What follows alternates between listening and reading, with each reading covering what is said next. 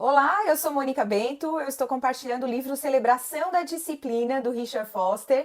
A gente já falou sobre vários capítulos, existe uma playlist sobre ele, e hoje é o 7 que fala sobre a disciplina da solitude. Acomode-se na solitude e você defrontará com ele dentro de si mesmo. Ele aqui em letras maiúsculas se referindo ao nosso Deus. Essa frase é de Teresa de Ávila e abre o capítulo. O autor fala sobre a diferença entre solidão e solitude. As pessoas têm medo da solidão e por isso elas procuram ambientes barulhentos, com alta circulação de pessoas e até mesmo quando estão em casa, sozinha, procuram fazer alguma atividade porque tem medo dessa solidão, desse momento onde não tem nenhum vínculo, nenhum compartilhar com alguém. Porém, isso é uma característica da nossa sociedade atual, da realidade, né, da agitação, dessa vida toda turbulenta que a gente vive. E isso não é positivo no aspecto espiritual. O capítulo fala exatamente o contrário, que o estar sozinho, em silêncio, não necessariamente falando de barulho exterior. A gente aqui está considerando os ruídos internos da nossa mente, do nosso coração. E a solitude é uma forma de nos conectarmos com Deus. É uma disciplina, então requer a nossa atitude, a nossa prática, o nosso esforço para viver isso. E faz parte da vida cristã estarmos nestes momentos, vivermos essas realidades onde nós nos aquietamos diante do nosso Deus para ouvir e ver. Aqui está o ponto-chave deste capítulo.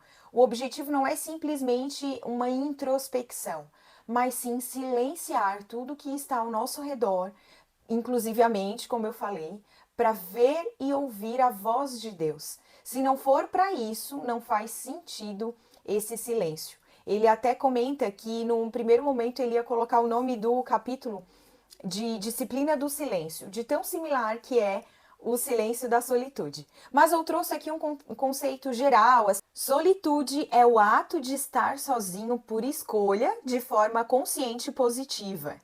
O silêncio é a ausência de ruídos, sons, barulho e pode ser simbólico também, como o silêncio em uma conversa ou o silêncio interior que eu falei anteriormente. E o estar solitário ou em solidão é o sentimento de falta de companhia ou de conexão emocional. Então está relacionado à tristeza, vazio, abandono. E ele também fala de solitude do coração, que é uma condição mental e não é exterior, assim, o ambiente não influencia essa tua condição, né? Então, independente de estarmos sozinhos ou numa multidão, podemos estar conectados com Deus. Ele fala carregar um santuário móvel, desde que estejamos nessa posição de solitude do coração. E o autor fala que Jesus viveu essa experiência, tanto do estar sozinho exteriormente, então em vários momentos, como os 40 dias do deserto, ele se retirou. Na noite em que ele foi escolher os 12 discípulos, ele também se recolheu a um lugar sozinho. Na morte de João Batista, foi o momento em que o Senhor retirou-se da multidão. Também ele subiu ao monte sozinho após o milagre da multiplicação dos pães e peixes. Depois de curar um leproso, ele retirou-se para um lugar solitário e orou. Se esta foi uma prática de Jesus, se até mesmo ele precisava retirar-se para ter comunhão com o Pai, para estar sozinho, quanto mais nós. E complementando a questão também do estar em silêncio interior. Diante de algumas pessoas, a gente pode viver a prática do silêncio.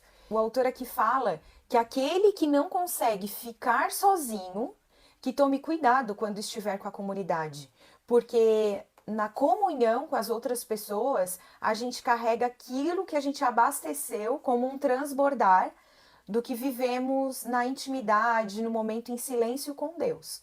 E o contrário também, aquele que não está na comunidade, que vive só, isolado, sozinho, que tome cuidado ao ficar sozinho, porque ambos carregam ciladas e riscos profundos. Olha só o que ele fala: aquele que deseja comunhão Sem solitude, mergulha num vazio de palavras e sentimentos.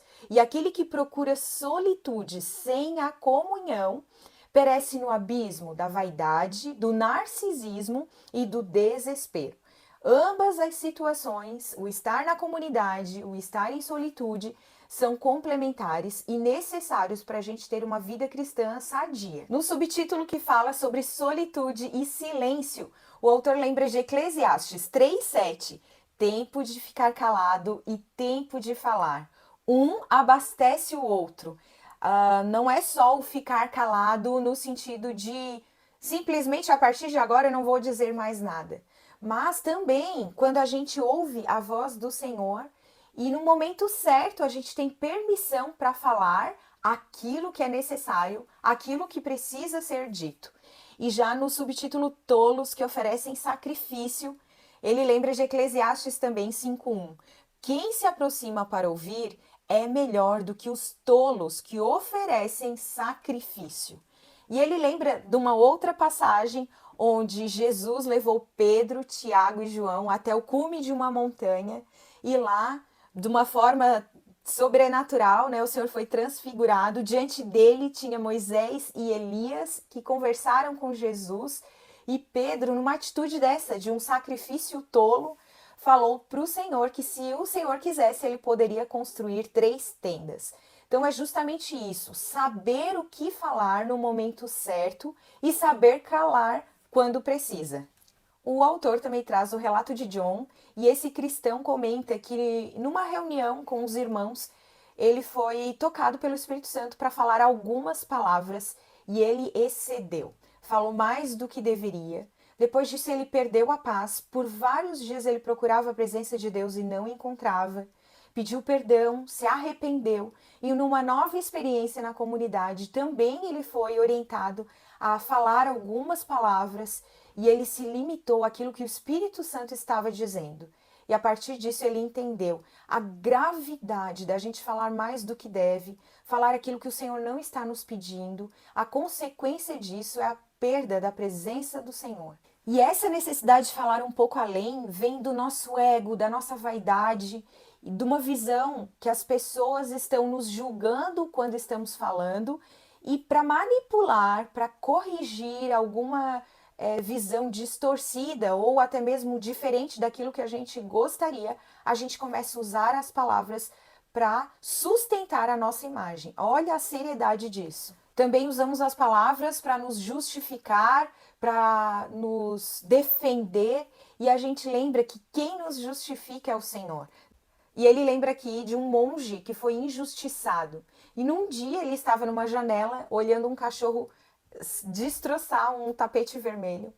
E uma voz lá no interior dele trouxe a mensagem de que, assim como a reputação dele estava sendo destruída, como aquele tapete, ele deveria permanecer em silêncio e o próprio Deus cuidaria da reputação dele e de tudo mais. Então, de fato, não há necessidade da gente se justificar.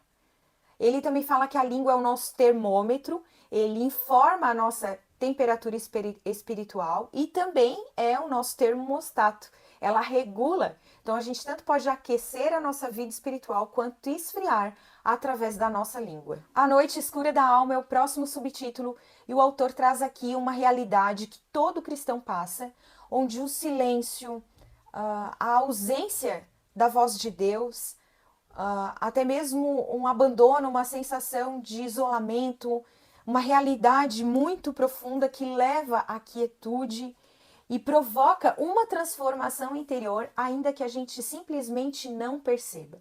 Então é um momento, é uma fase da nossa vida onde simplesmente nos aquietamos, ficamos em silêncio e sem respostas muitas vezes, somente ali, desfrutando ou mesmo vivendo aquela experiência, até que um certo momento o nosso ego é silenciado, a nossa vaidade é colocada à prova, a nossa natureza humana, rebelde, caída, ela tudo vem para fora e isso nos torna mais próximos da vontade e da realidade que o Senhor tem para colocar dentro de nós.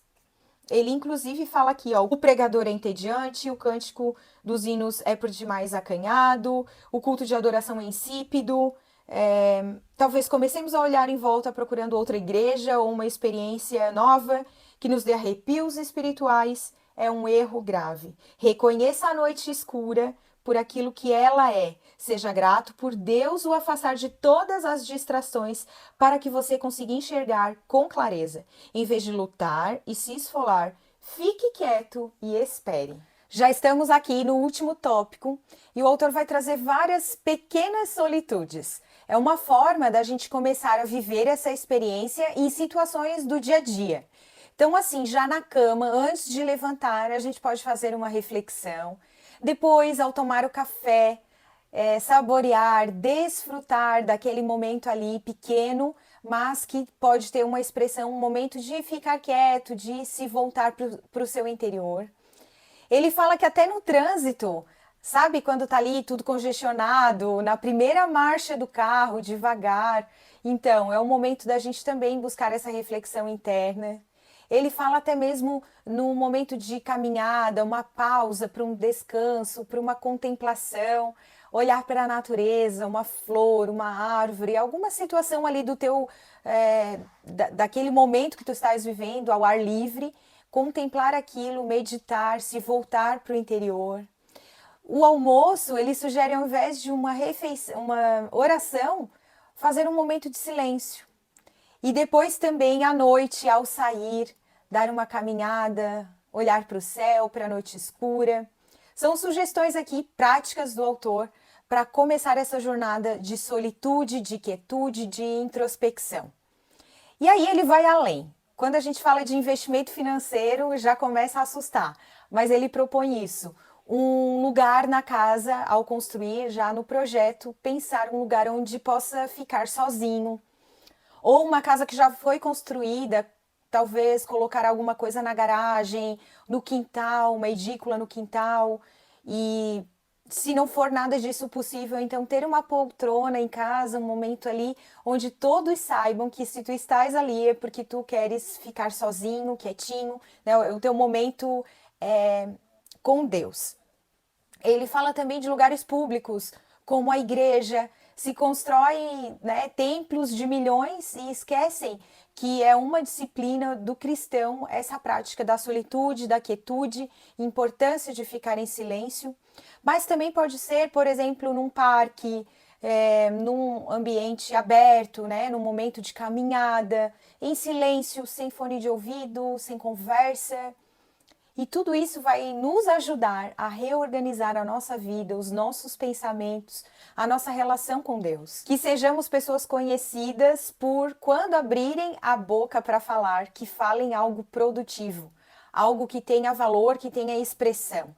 Não simplesmente pessoas que conversam, né, de forma aleatória e não agregam naquilo que falam. Ele até sugere mais uma prática: testar ficar em silêncio por um dia.